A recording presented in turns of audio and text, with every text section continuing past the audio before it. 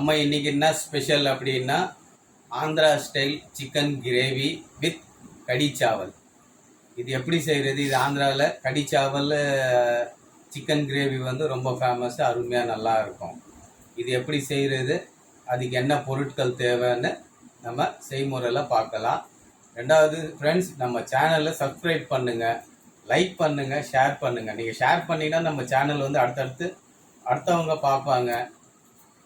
கொஞ்சம் வந்து சப்ஸ்கிரைப் பண்ணுங்கள், லைக் பண்ணுங்கள், ஷேர் பண்ணுங்கள் ஃப்ரெண்ட்ஸ். ஓகே ஃப்ரெண்ட்ஸ், இப்போ வாங்க நம்ம செய்முறையை பார்க்கலாம்.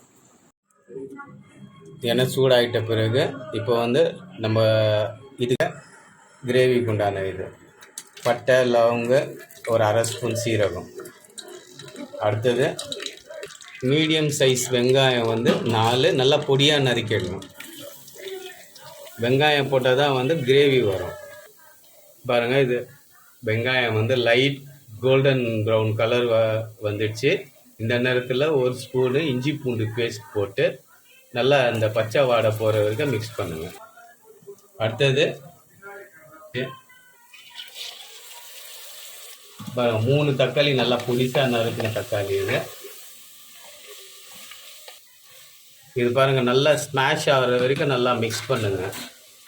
இது ஸ்மாஷ் ஆனால் தான் வந்து அந்த கிரேவி வரும் உங்களுக்கு, சிக்கன் கிரேவி. அது வரைக்கும் நல்லா மிக்ஸ் பண்ணி விடுங்க.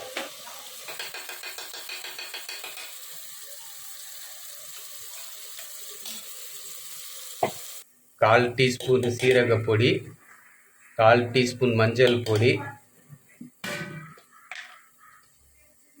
1/2 டீஸ்பூனு மிளகாய்த்தூள்.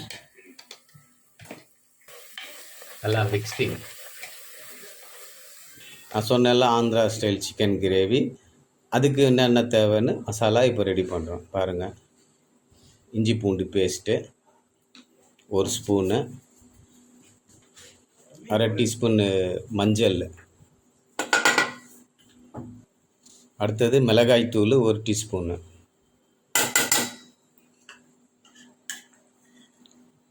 அடுத்தது 1 டீஸ்பூனு லெமன் ஜூஸ், 2 ஸ்பூன் தயிர். பாருங்கள், 1/2 ஸ்பூனு உப்பு. உங்களுக்கு தேவையான உப்பு நீங்கள் போட்டுங்க. நம்ம 1/2 ஸ்பூன் உப்பு போட்டிருக்கேன். இது வந்து 3/4 கிலோ சிக்கன். இது 3/4 கிலோ சிக்கனுக்கு உண்டான மசாலா போட்டு இப்போ நம்ம மேக்னேட் பண்ண போகிறோம். பாருங்கள், நல்லா மிக்ஸ் பண்ணிங்க.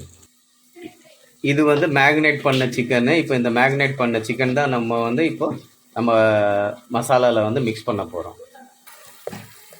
பாருங்கள், அதில் மிக்ஸ் பண்ணிடுறோம். மேரினேட் பண்ண சிக்கனு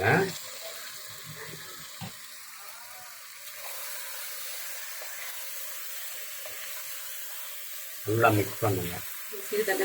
சிறிதளவு கருவேப்பிலை. அடுத்தது நம்ம அரைச்ச அந்த மசாலா,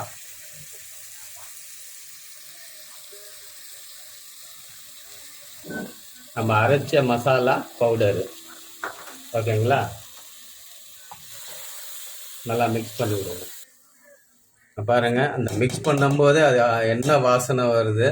இன்னும் சிக்கன் கிரேவி ரெடி ஆகலை. அந்த மசாலா பவுடர் போட்டு மிக்ஸ் பண்ண நல்ல வாசனை, சூப்பரான வாசனை வருது. பாருங்கள், செம்மையாக இருக்குது வாசனை. 1 டேபிள் ஸ்பூனு தயிர்.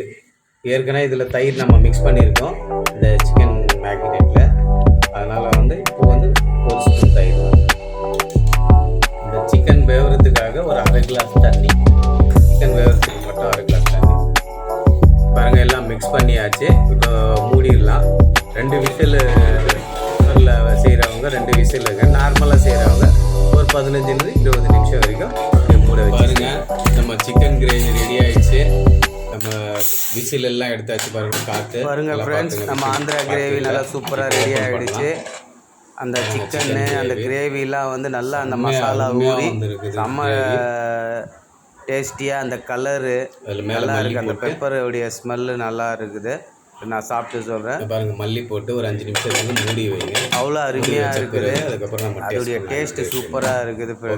நீங்கள் நம்ம சேனலை லைக் பண்ணுங்கள், ஷேர் பண்ணுங்கள், கமெண்ட் பண்ணுங்கள், சப்ஸ்கிரைப் பண்ணுங்கள். ஓகே ஃப்ரெண்ட்ஸ், பாய். நெக்ஸ்ட் வீடியோவில் பார்க்கலாம்.